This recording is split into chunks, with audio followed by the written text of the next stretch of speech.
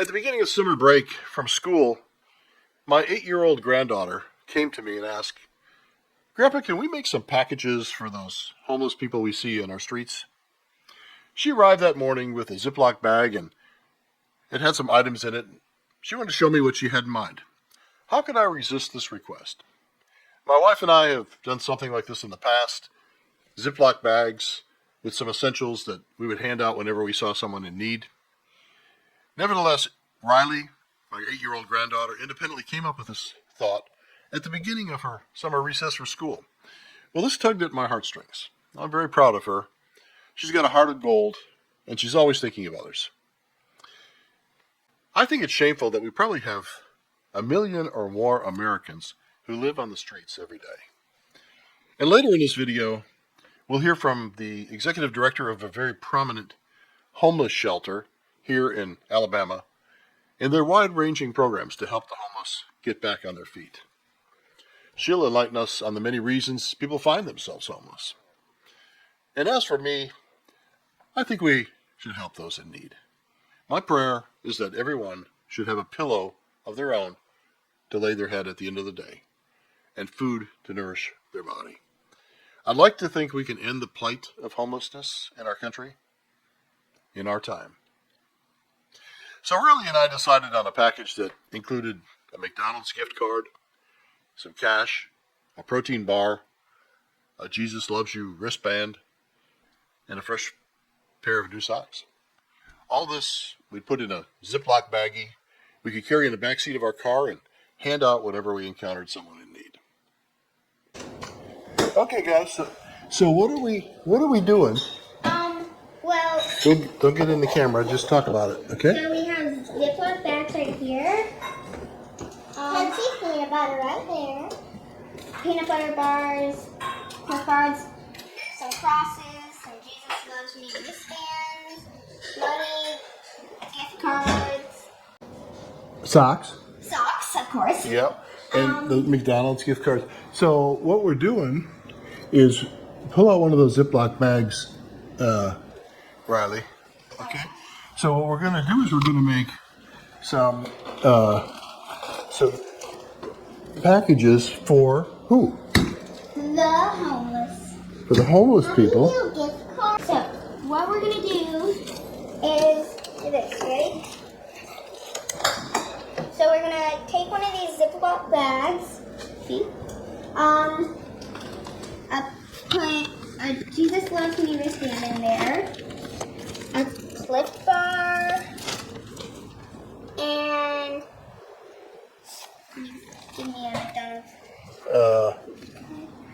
McDonald's. Should we write? No, we don't need to. Okay. McDonald's gift card, a cross, and a sock. And we're going to put them all in this little... And look, we have $3 extra. We're going to give everybody a $5 bill. But since we have the $3 extra that you saved up for this, we're going to give some people $6, okay? All right. But make sure that people can see the money and the gift card. All right, so we have $6 here. But why are we giving socks in there too? Because some people don't have shoes, and it's hard to give a lot of shoes because they're so expensive. And so they can use socks to walk around. And isn't that one of the things that homeless people ask for more than anything else is fresh socks? I don't know why that is, but and then we're gonna close this up like this, and we're gonna make 20 of these today. And with the $5 bill and $10 gift certificate, and also, did you put a Cliff Bar in it? Yep. And with the bar, protein bar, then there will be really 4 meals, 4 nutritious meals. Okay. Well, there you go. That's me and Riley and Olivia. What fun and how meaningful. I'd say it was a huge success with the preparation and the distribution of these packages. So at this time, I'd like to introduce you to Perrin Carroll. She's the executive director of the Jimmie Hale Mission. As executive director, of one of our area's most prominent and largest homeless missions, Perrin brings deep insight into the realities of homelessness. And I've asked her to come to Ed Talk today and enlighten us about homelessness, but also to tell us about the fine work of the Jimmie Hale Mission. Perrin, welcome to Ed Talk today, and can you tell us a little bit about the history of the Jimmie Hale Mission here in Birmingham, Alabama? Jimmie Hale was an actual person. He was Birmingham's Otis, so to speak. He was the town drunk. And one night, Jimmy wandered, it was a cold winter night, and Jimmy wandered into a downtown Birmingham church service. And that was when, at a point in time in the 1930s and 1940s, when business and shopping, etc., was centered in downtown. And so they all knew Jimmy, and they told him that he could come in to get out of the cold, but that he was going to have to be still and quiet so as not to be a distraction. And he did. And in that stillness, he listened, and whatever he heard that night led him to accept Jesus Christ as his Savior. And he never drank another drop again. What Jimmy did from that experience is he set out to help those that were where he had been. So he opened a storefront shelter, and it was just called Jimmie Hale Mission. And that was the start of the Jimmie Hale Mission of today, 81 years later. Well, thanks for that, Perrin. I'm curious. With your broad experience, share with me and our audience, how do people become homeless in the first place? People ask me all the time, well, how do people get to be homeless? And that's a great question that there is not one answer to. People get into homelessness for a variety of reasons and circumstances. Some, quite frankly, are born into very toxic circumstances, dysfunctional families, violent families, addicted families. And so they have no firm foundation on which to base their life. And the result is pretty predictable. Without the right life skills, you're very vulnerable to ending up on the street. Other people arrive at homelessness, quite frankly, through bad decisions, and we don't hide from that. We've all made bad decisions, and sometimes those decisions have consequences. It leads you to be without a job, without family relationships, without a support system, and so the street becomes your home. We also see an increasing number of individuals that end up homeless due to mental health issues, and that is rampant in our society these days. So people reach this situation for a lot of different reasons and come from a lot of different circumstances. So that's why our program is designed to be comprehensive so that we can address those underlying causes of homelessness that have led people to be in that situation. Our program is based on 5 pillars of a healthy lifestyle, and that is physical health, taking care of yourself from a physical standpoint, what you eat, what you drink, what you ingest into your body to keep yourself physically healthy. Mental health, everyone that comes into our program in the first 2 weeks receives medical care, medical health care, mental health care, and dental health care. So we're addressing those physical and mental needs. If you need mental health care, we have partners that you can receive the care that you need. And but for the grace of God, do I need that? Relational care, relational education. So many people these days and in our society have never seen and never been a part of healthy relationships. Healthy relationships are essential for family health, for societal health, for vocational health. You need to be able to get along with people in all those different settings in order to be successful and healthy in society. The 4th pillar that our program is based on is that vocational health. And in that regard, we provide on each of our campuses a learning center that is staffed by our state community college system. And in our learning centers, we meet the individuals that we serve where they are, whether they need basic literacy training to learn to read and write, whether they need GED classes to get a high school equivalency diploma, whether they need vocational training to enter in a field that offers a living wage, or whether they have the capacity and the desire to earn college credit to reach even higher. So all of those are available in our learning centers. And the fifth pillar of health that our program is based on is spiritual health. That's a very individual decision, and it's a very individual process.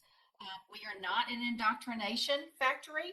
We have a variety of churches and groups that come in to offer different faith perspectives from different presentation styles and approaches so that those that come to Jimmie Hale Mission can find what is meaningful to them. And because the causes of homelessness are so broad, our program is broad to address all of those underlying causes. Well, that seems like quite a comprehensive program.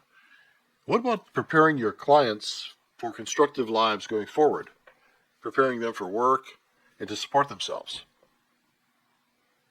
From a practical standpoint, to survive in this world is essential that you have a job, that you're able to generate income. So we do provide the services needed so that those that seek our services can receive the vocational training and workforce development that they need. And that's not just getting some certificate and getting the hard skills, but we also work on soft skills, how to navigate workplace politics, how to navigate workspace disputes, how to work with people from different cultures, and all those things that are necessary for you to thrive in your employment and in your vocation. Fortunately, the economics of the recent years have been favorable to encourage employers to give a second chance to those that may not have a stellar work history. They have gaps perhaps from when they were on the street, or they may not have the highest credit scores. Typically, they don't when they've come to see us. But through the training that we've established and the relationships and track record, we have over 100 employers in the greater Birmingham area that are willing to work with our clients and give them that second chance.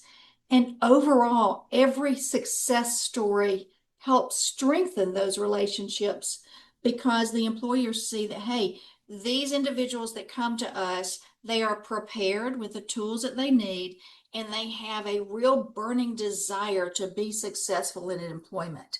And so that is putting people back to work and not only strengthening those individuals, but it also strengthens the community. We steer our clients toward those employers that provide basic benefits like health care insurance. That can really wipe someone out if they're in a job and they end up with either an injury or a sickness, and they're not able to overcome that from a financial standpoint, and then they're right back. So you're not only rescuing people from the margins of our society, but also providing them with the tools they need to fundamentally change their lives. How broad is this program? For example, what's the capacity? Capacity for 98 people at our downtown men's center, but we also have two other campuses. We have a rural men's center, Royal Pines in Blount County in the Hayden community, and Royal Pines has capacity for 45 men, so that's an additional 45. And then we have Jesse's Place Center for Women and Children, which has a capacity for 30. So all in all, we're taking care of between 150 and 180 people every night of the year in our programs. And that program, the initial program, is a 16-week program that goes through the various topics that are needed for someone to be successful in life. And then once an individual graduates from that program, they have the option of entering into what can be thought of as a phase 2 program. In phase 1, the 16-week program, our clients are not working, but they are in class in the mornings. Then after lunch, they're either in study hall, they're in our learning centers, or they're in individual counseling sessions.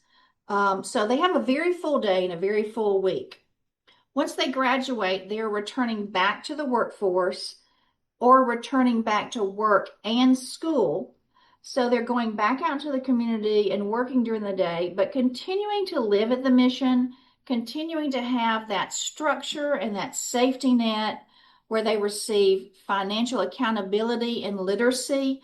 They continue to have counseling sessions, and they are strengthening their resiliency and their what I call life muscle to be able to be successful once they move off campus into independent housing. So, is there a time limit on this safety net, this phase 2 of the program? We don't have a hard and set time for phase 2 of our program. As long as the client is progressing and it's a healthy situation for both them and us, they'll be here in phase 2. That usually lasts between 4 and 6 months. During that time, they're building up enough money to be able to pay an apartment deposit, a utility deposit, to put a down payment on, a basic transportation, a basic kind of car. I think they call them a beater kind of car to get them back and forth to work. And then they do transition off of campus into housing that our housing coordinator helps them find.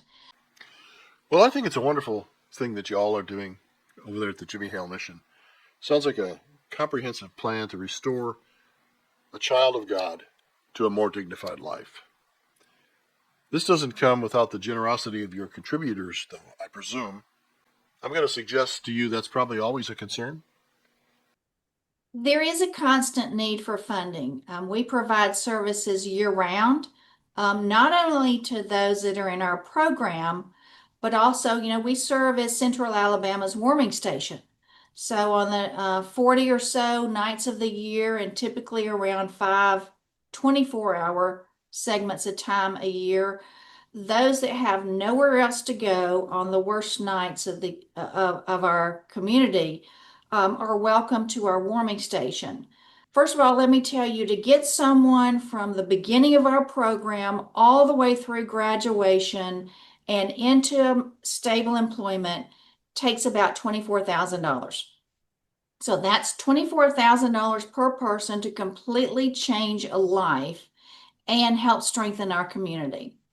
We make it easy to donate. You can go directly to Jimmie Hale Mission, which is JIMMIEHALE mission.com. You can donate right on our website.